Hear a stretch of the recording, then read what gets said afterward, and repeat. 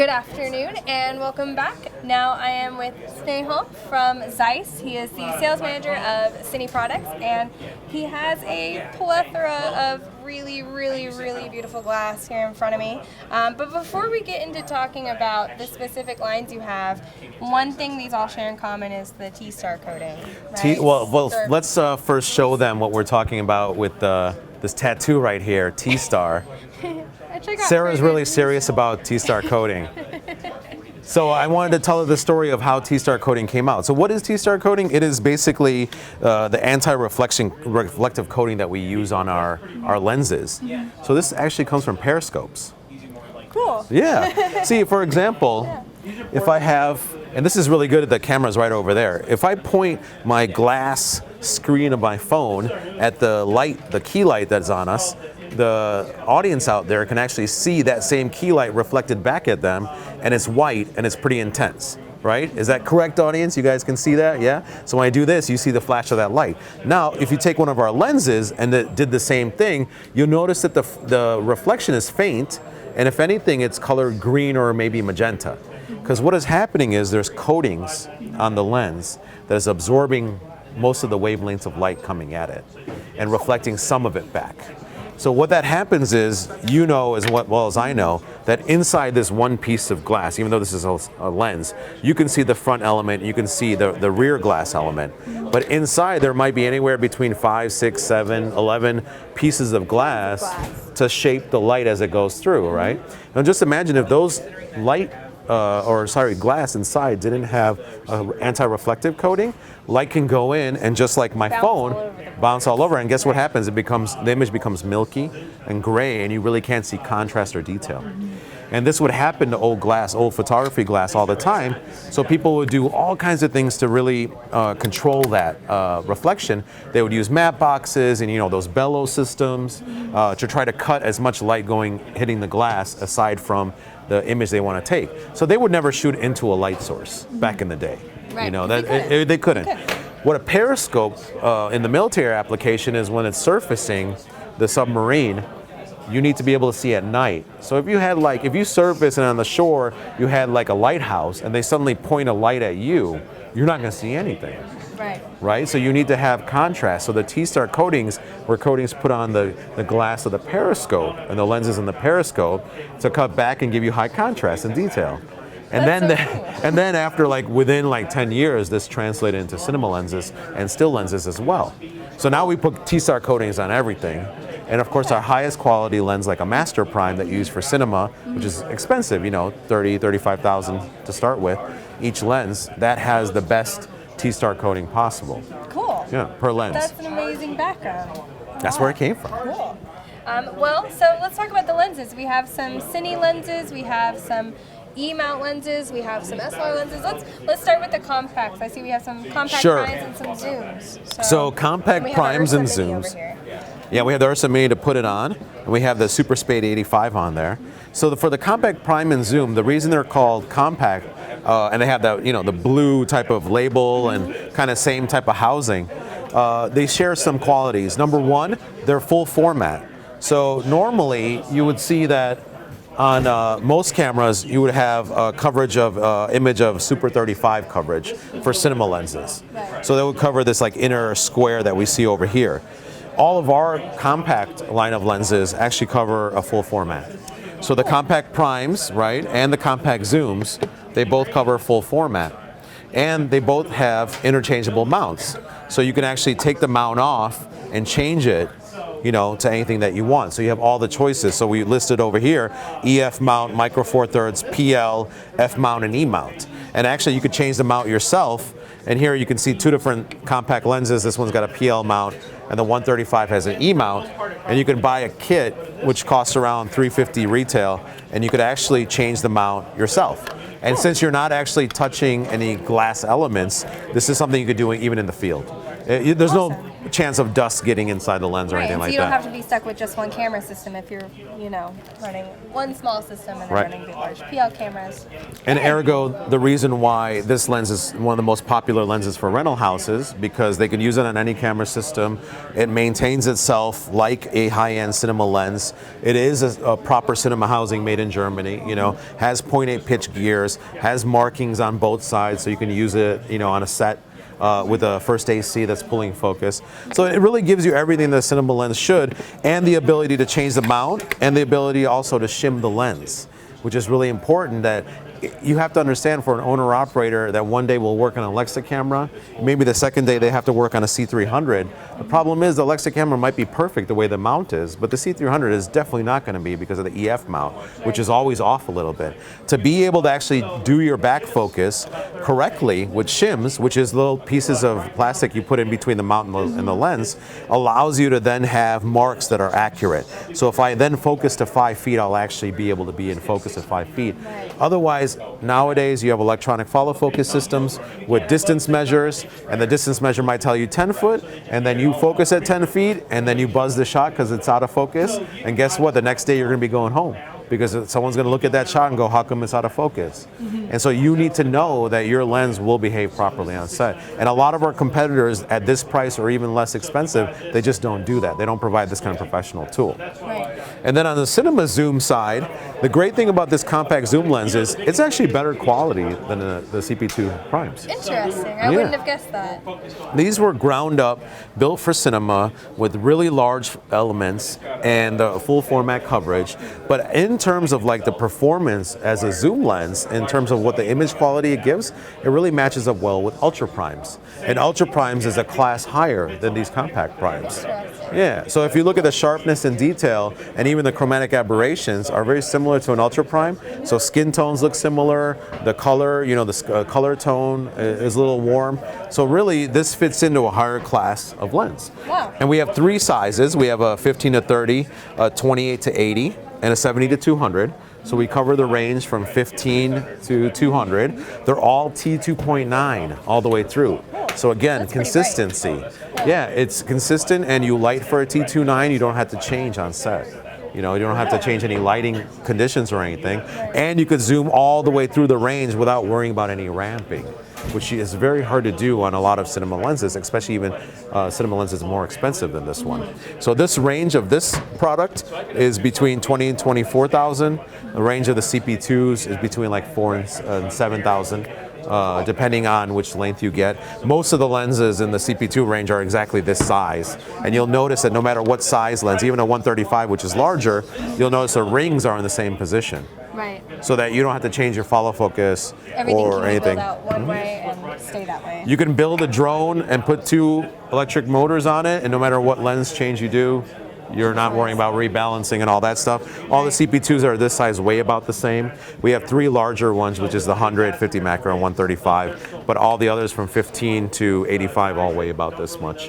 Yeah. Awesome. So that's and again, you could use this on Sony cameras, like you said, Blackmagic. You could use this on PL mount cameras, Alexa Mini, the Mira, the Alexa itself, and they perform really, really well. They're really good lenses. Awesome.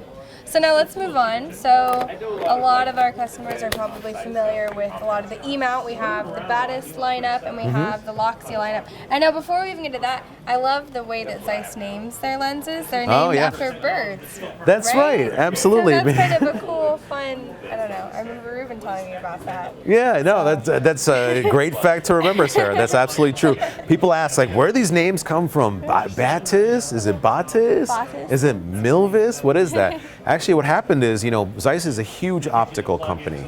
Beyond lenses, we do a lot of stuff in medical. So if this is like how many sales we do for cinema and still lenses, this is medical over here, okay? Right. And on top of that, planetariums and NASA and stuff for, all kinds of industries. Food manufacturing, for example. So we have a birding history from our binoculars and our scopes, our birding scopes. So we have, in the birding community, Zeiss is a very important brand. So we have fans, of course, at the factory. They're also birders.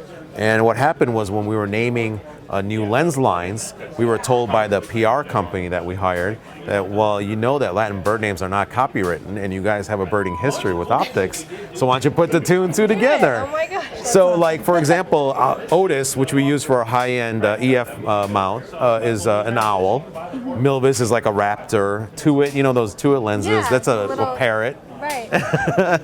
So, you know. That's so fun. I feel like not a lot of people know that. No, not people know. They don't know that. You're an avid birder. Yeah, and we tried to get that message across even at NAB. You know, we had a display where we had models wearing Cirque du Soleil outfits that were kind of like bird related. Yeah. To kind of get that idea across. Yeah. Cool. Well, so we have the Batis here and we have the Loxia. Right.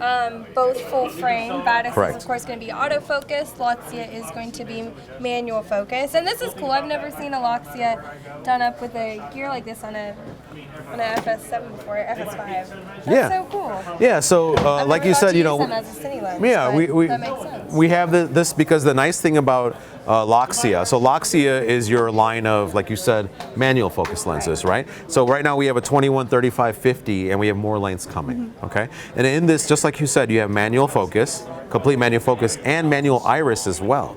And you can declick the iris, so you can actually turn this screw that you see here, there's a little screw here, you turn it 180 degrees, and you could then declick it. So for video, that's good, right? You could actually have control over your iris, and it's all manual. And now we have these rings. So this ring that you see around here, this lens gear, we call them lens gears, and we have 4 different sizes, and the Loxia use a small size. It's a toolless way to add a lens gear so that you can have a gear like you would on a cinema lens. So this is the same 0.8 pitch gear system that we use on our cinema lenses, meaning that I could use a standard follow focus with this. So I have a cage system right over here from Tilta, and this shows you like a follow focus. So to adapt yourself to this, I can actually use this lens gear like there, and it'll work like that, yeah. Very cool. So the idea is, of course, that, you know, you can cinemize something. So I could just take this gear and I tighten it down, and it's gonna just tighten down onto here and take its shape, and boom, now I can pull focus with it. Easy. And the nice thing is we tested it with manual follow focus systems as well as electronic, and what we found, they work just fine. Electronic follow focus system is, it's going to calibrate by going to one end then the other, and it won't slam into it, so it won't come loose. And mechanical works just fine with an Aries system down to a Red Rock system. Whatever price point you're in, it works really well. So it's a good solution. And of course, these are really high quality lenses. The benefit of having an E-mount, like that's the FS5 right there, and this is the A7, you'll notice that the sensor is not very far from the lens mount, meaning that I don't have to project very far with the lens, so I can make much smaller bodies. Right, I was gonna say, I love the size of those. So the Loxia is like tiny, you know? Very tiny. Very good performing, small lenses. It kind of brings back, when I put it on the A7, to tell you the truth, we were talking about this earlier, some people are like rangefinder shooters, right? Yeah. Like back in the day for film days, they kind of like that rangefinder feel. I was gonna say, it kind of emulates just the way you would hold one of them. And now I have a rangefinder style camera that actually can shoot 4K video, you know, in a small package, and it's stabilized. And of course I have a iris ring over here, so it gives me a lot of control, and I like this camera. It has a traditional feel to it. Exactly, it really does. Cool. But I also have autofocus lenses. Right, the Batis, and they're even complete with a little LCD showing. That's right. That's which I right. think is so cool. We haven't seen that from any other manufacturers, if I'm not mistaken. Yeah, I don't know if anyone's doing that, but basically, if I am doing photo, I actually get a distance measure, so you can see the distance measure changes, and it gives you a depth of field. Right here with the OLED, so you can see, you know, what your focus is and what it's on right now. This camera is great because it also has like complete autofocus. So not just for still applications, but for auto video applications, you can put this on auto focus, and no matter what you point it at, the lens will automatically stay in focus for you. Wow, I didn't know that. If you had a gimbal type of system like this, right, and you're using a gimbal and you're going around with the gimbal, the nice thing is you don't have to touch anything to focus it at all. It'll just respond. Yeah, I could totally walk around you, and it'll do a pretty good job. It'll do a pretty good job of keeping you in focus. So the nice thing about the Batis lenses is, of course, with our partnership with Sony for the last 25 years, we do share technologies. So unlike Nikon and camera, where we don't have an autofocus line of lenses, we do have an autofocus with Sony. Cool. So, and this works really well. Like you said, for the 85, for example, it has image stabilization built in. You use the same phase detect autofocus, which is superior to contrast space autofocus because of the communication with the camera. So you really get all the benefits of being able to exploit all the Sony capabilities, but with a Zeiss lens. Yes. And how many are there in the lineup? I know there's an 85, there's a 25, there's an 18. I think it's those three. Or That's correct. In the Batis line, there's an 18, 25, and 85. But there's also that 55 autofocus lens that you can buy from Sony with a Zeiss logo on it. Right. It doesn't have the OLED display, but the optic design actually is comparable. Cool. So then actually you can fit that in. So as a filmmaker, if you really wanted more autofocus lens, but you wanted all four, because in filmmaking you need as many lenses as you can get, that makes sense to fit the 55 in. Right now. Yeah. So you'll find the color tone and the skin tones and everything matching. Yeah. Good to know. Good to know. And then, so that's our E-mount stuff. Correct. Then we move along to our SLR. So this will be our Nikon F mount and our Canon EF mount. We have our Milvus and the Otis. Yes. So yeah, here, switch with me. Okay, I'm switching with you. Those Otis are huge and beautiful. So we have a premium SLR line. So this is our high quality EF mount lenses. And if I remember correctly, I feel like when I was trained on this originally, the idea behind this was that Zeiss just wanted to make the absolute best lens that they could possibly make. Right, because the advent of the 5DS kind of drove this, because the 5DS is a 50 megapixel. Tons of resolution. Yet it's a full format. It's not a medium format chip. It's a full format chip. So it's a normal photography size, right? 35 millimeter. Now that means that you have to have a lens. If you really wanted to exploit those pixels that are really tiny, so dense. They're really dense and small, you need to have a lens that can resolve really high resolution, keep the optical clarity, and then have amazing performance. And guess what? It's exactly what you said. What we did was have a lens created that is uncompromised. So the engineers were told, we don't care what the price is going to be, or the size or the weight. We want the best optical design possible. So then we were able to have the Otis lenses. And the Otis lenses are hefty, right? And they come in either EF mount for Canon with electronic iris, or Nikon mount with a manual iris.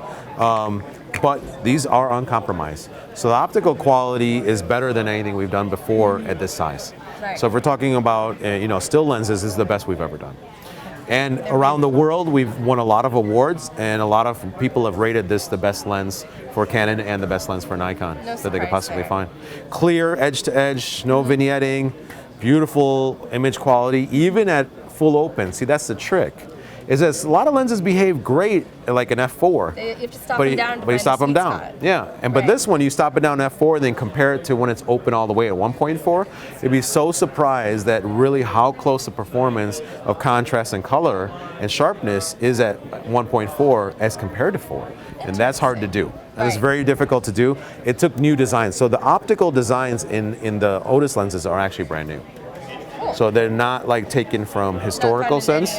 It's a big improvement over historical designs, and it's a big leap up. So they're more expensive, $5,000 to $6,000 approximately for each of these. 3 in the lineup, right? There's 3 in the lineup. 50 and an 85. Right. All 1.4. All 1.4. Beautiful. So even the 28. This is the 28, and look at how big the. And this is the newest one. Ooh, look how big the front element is on that one. Look at that. Scary. It's a beautiful, beautiful piece of glass. Gorgeous. And gorgeous. Very absolutely gorgeous. What's that filter thread? I don't even know if I could put a filter on that. 95, and yes, you can. That's a big one. Find adapters.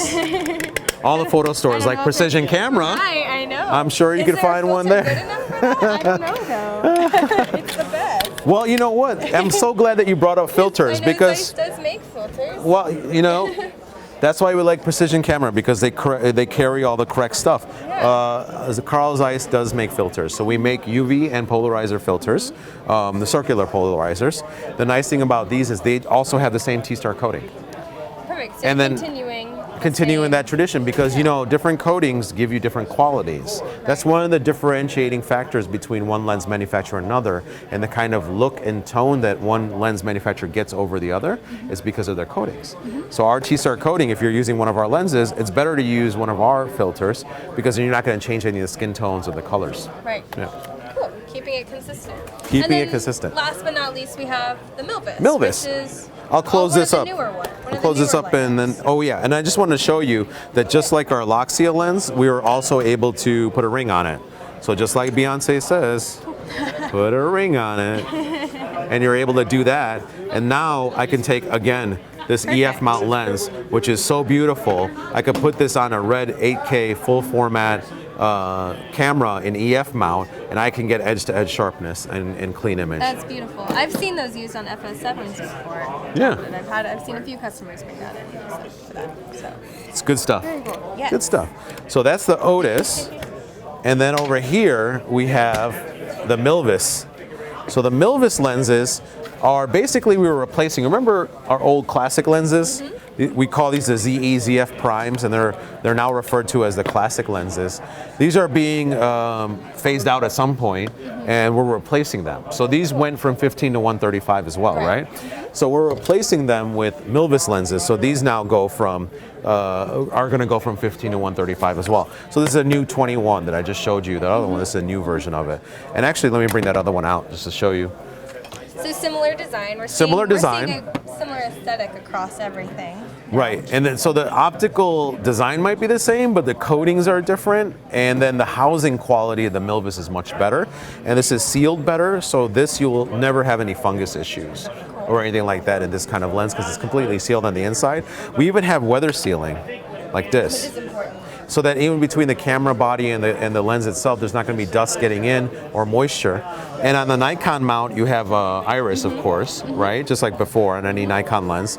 And you can declick this. So this, again, has a screw that you just turn this 180 degrees, and then boom, you can declick this as well. Cool. So that's the other thing. But the Milvus lenses are quite affordable for the quality level that they give you. They are, you know, built to last, essentially. And they're really, you know, there's a stark difference between the Milvus, the look of it and the sharpness, and that of the classics. The Milvus, and we have tests online and we have videos and things you can watch, but if you look up the Milvus lens, it's definitely sharper. Cool. And what's the price range on these? The price range is about the same that it was for the classics. Like 12 to 2-ish? It's about, no, you're absolutely right. It's about 12 to about $2,000. Yeah, so 1,200, between 1,200 and $2,000. Cool, good deal. Yeah. Well, thank you so much. All of these beautiful lenses are absolutely wonderful. Thank you for all your knowledge and all the background on Zeiss. So stay tuned, and we're going to have more videos for you later this afternoon. Bye. Show them the T-Star. T-Star. T-Star. T-Star.